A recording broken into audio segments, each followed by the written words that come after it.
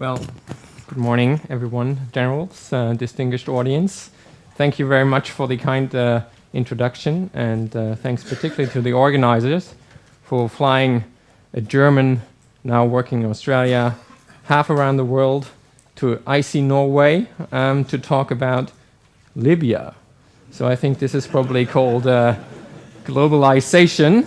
And thanks very much for the opportunity to do so.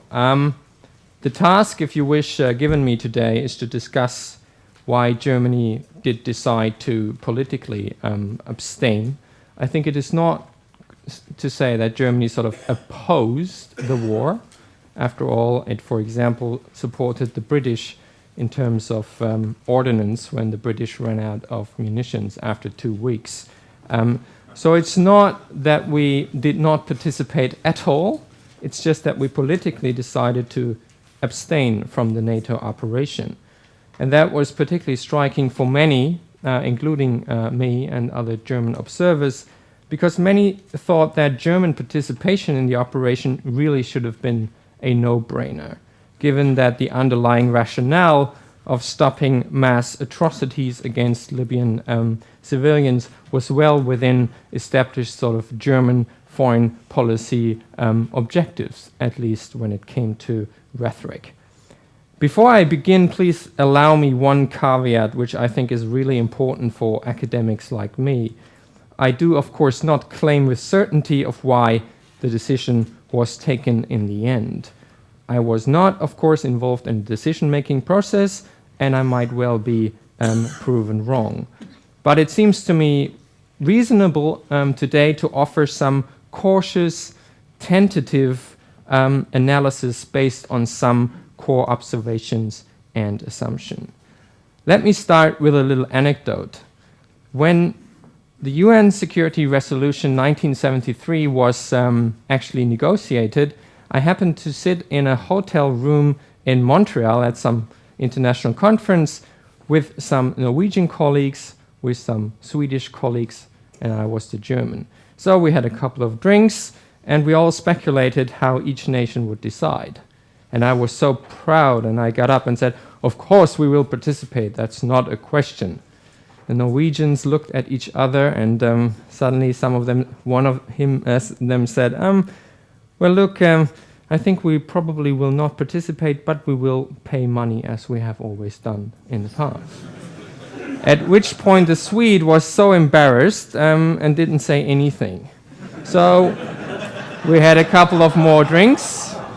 The night went on, we went to sleep, and the United Nations was still discussing. The next morning, it was completely reversed.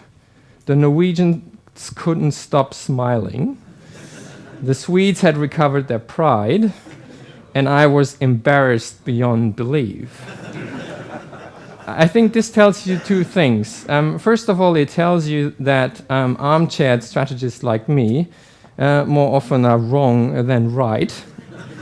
But more importantly, I think this is the important point that I would like to make here, it shows you deep-seated assumptions about how particularly Germany would behave. Namely, as a reliable ally in NATO that always goes with its major allies, such as the United Kingdom, the United States, and France. So the question then is, so why didn't it this time? As you well know, the conventional wisdom of this biggest blunder, as former Foreign Minister of Affairs Joschka Fischer put it in German foreign policy, was that it was all about the incompetent foreign minister Guido Westerwelle, plus the desire of the government to influence the upcoming elections in a very important German state, namely Baden-Württemberg. And the third conventional wisdom was, of course, the Germans were still the pacifist country that simply were not inclined to use military force. While this might certainly be part of the explanation, I would nevertheless, in my 13 minutes, like to challenge such one-dimensional explanations and sketch out some additional factors that could also plausibly have contributed to this decision. This is relevant, I think, because states' decisions about whether to use military force are seldom just related to one singular explanation. It might thus be useful, sort of analytically, to start by asking the enduring question, well, why do nations go to war? Obviously, each armed conflict has its specific characteristics. However, I think there is utility in reminding ourselves what the ancient Greek philosopher Thucydides, who was already quoted yesterday, wrote about what he thought were the causes of the Peloponnesian War between Athens and Sparta. And he claimed that states go to war with each other because of a trinity, and that trinity involves fear, it involves honor, and it involves interests.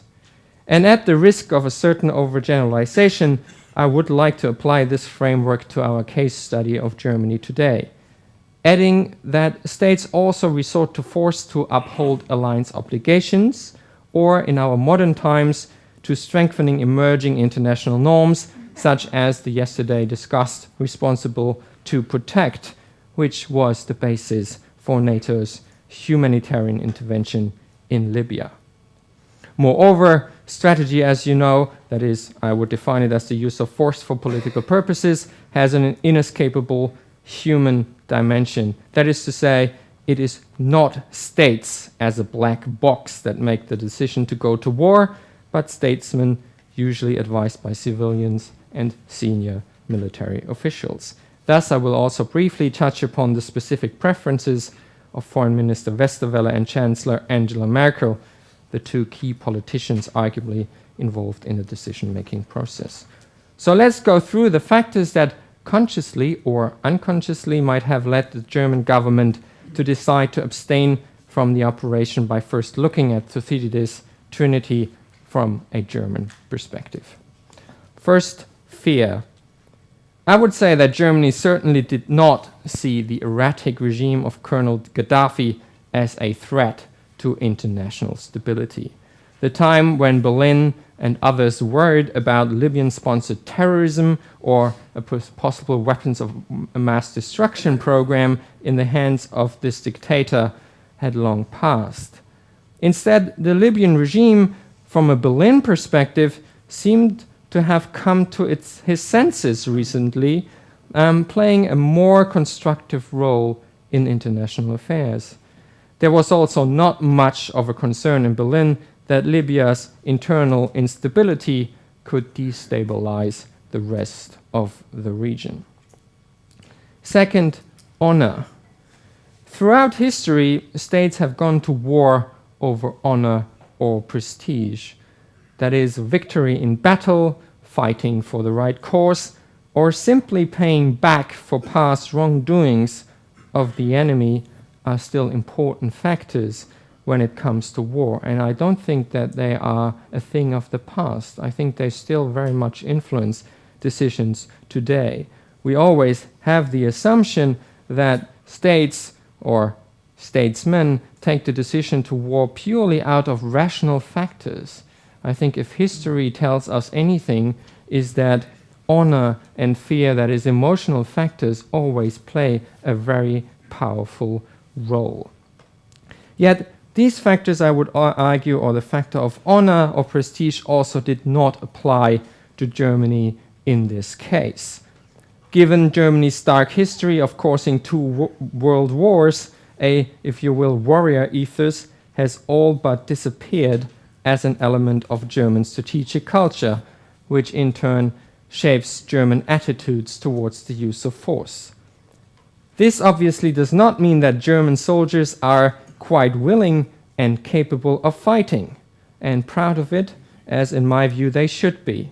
And German soldiers have been involved in high-intensity warfare in Afghanistan. But the German society still at large cannot relate to this, unlike the lead nations in the Libya operation, the United States, United Kingdom, and France. I hasten to add that this does not mean, from my perspective though, that Germany is a pacifist country, which in my view is another of those stereotypes that are still quite viral in the debate. After all, since 1999, Germany regularly has used military force.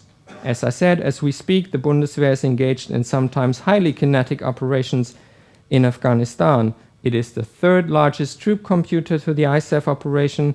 It has reduced lots of caveats on the use of force in Afghanistan, and it is also, as we speak, engaged in a range of other military operations. From my point of view, and as I will explain later on, the use of force in the Libya operation just did not match German policymakers' perceived interests this time.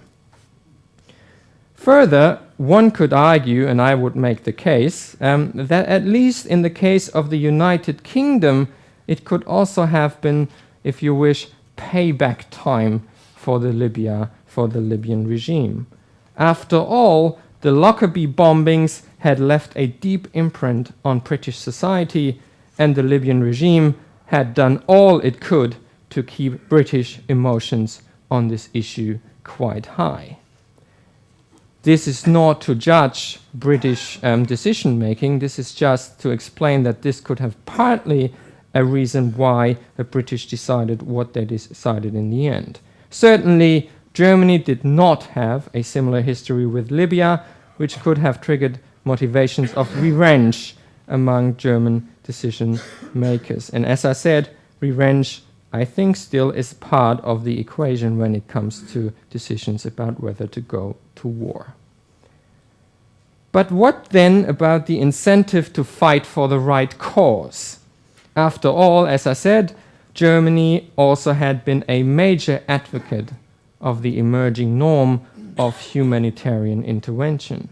And if you think about the German decision or the German debate to participate in the 1999 Kosovo intervention, the German foreign minister at the time, Joschka Fischer, argued for the use of military force to, quote, prevent another Auschwitz. So, and this is the toughest argument that you can make in the German debate. So if Kosovo was to prevent another Auschwitz, what was then Libya? Why didn't we evoke this argument then?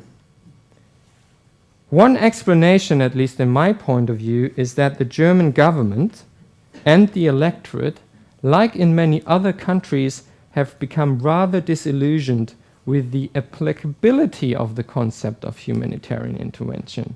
That is, while they all support the norm of the responsibility to protect in principle, I mean, who doesn't, they are really becoming more skeptical about the costs involved and the chances for long-term success of Western interventionism. And if we are really honest to ourselves, I think you could make the argument that, well, at least in terms of Western interventionism in Africa, we haven't been that successful lately.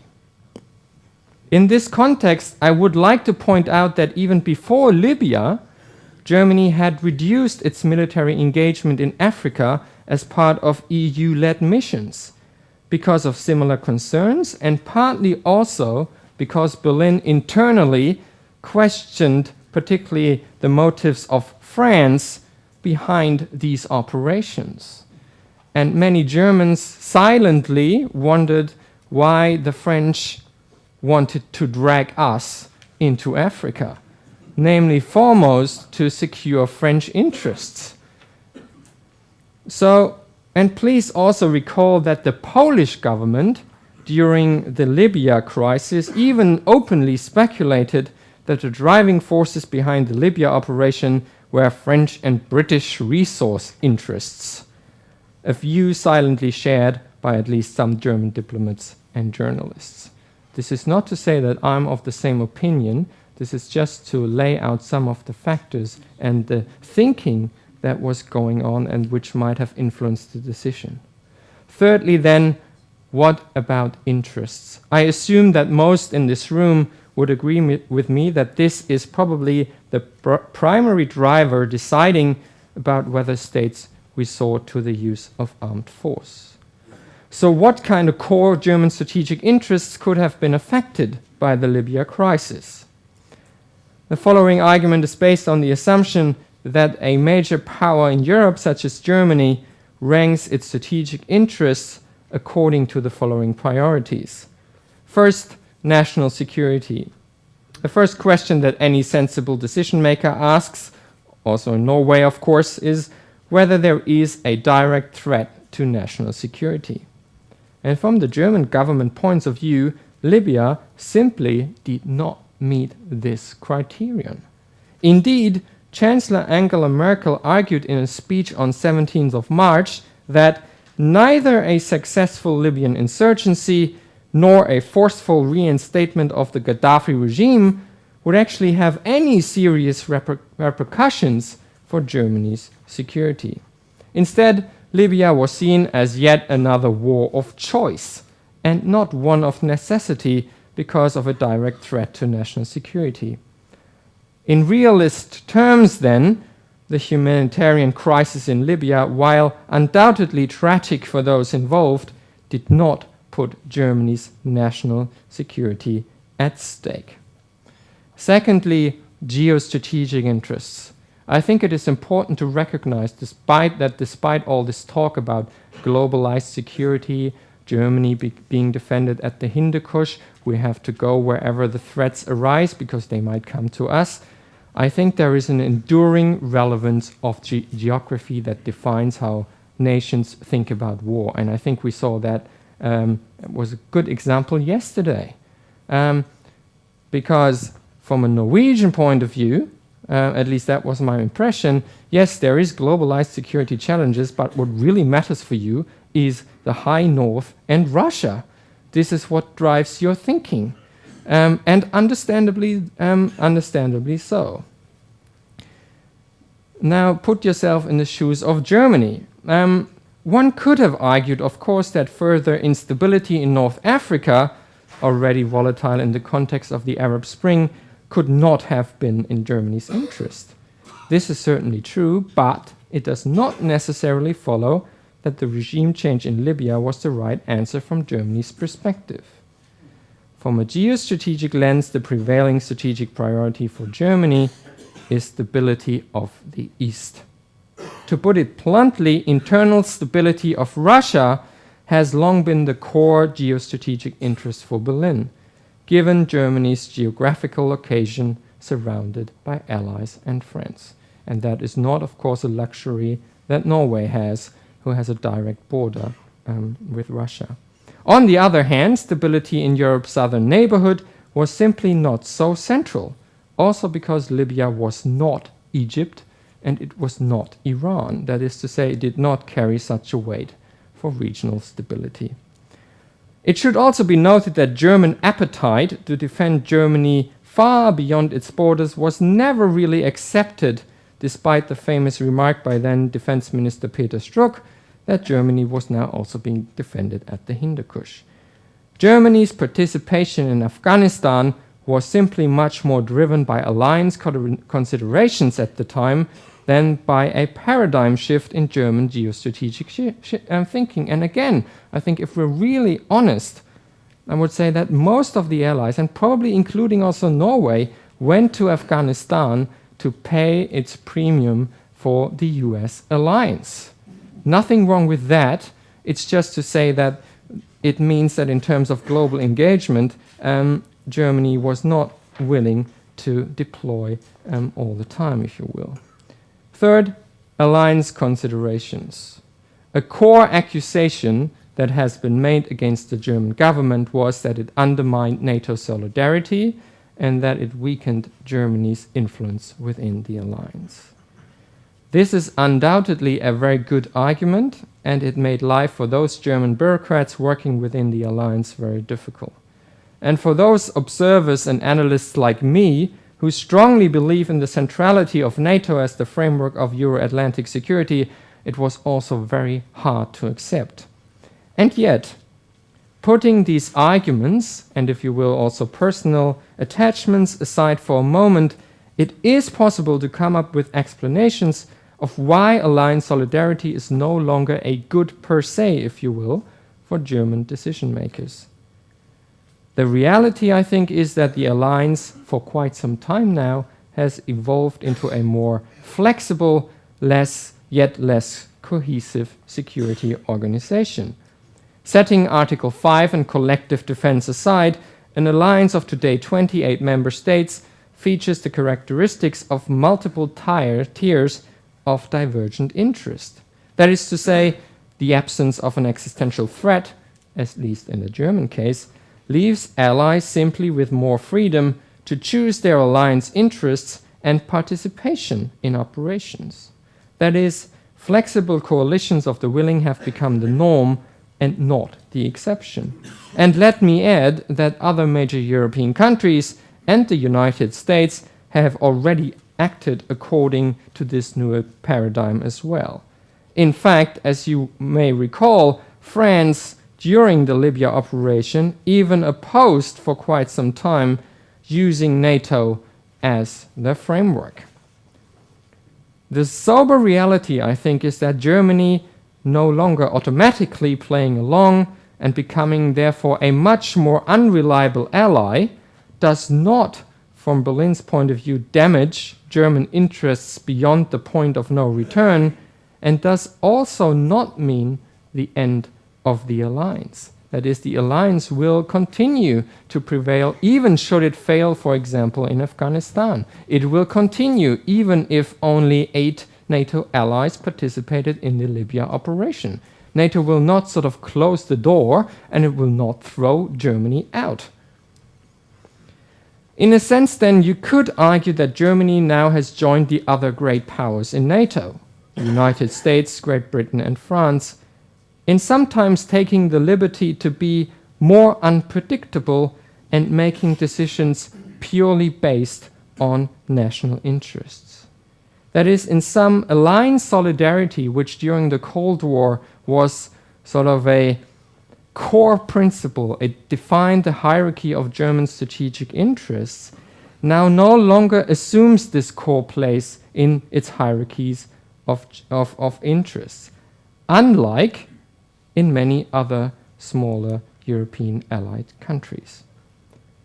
And if we are really honest, Operation Unified Protector was a reflection of NATO as a framework provider for a handful of willing and more or less capable allies. And Germany this time chose not to be among them, for better or worse. Finally, when it comes to German interests, Libya and the use of force also indicate that Berlin sees itself much more as what you could call a geo-economic power than a country that resorts to the use of military power to pursue its interests. This has nothing, in my mind, to do with Germany as a pacifist or civilian power. It simply means that German decision makers have concluded that leadership is much more important when it comes to defending economic interests. Witness, for example, Germany's refusal to provide for more meaning for NATO's energy security for fear of alienating its economic ties with Russia.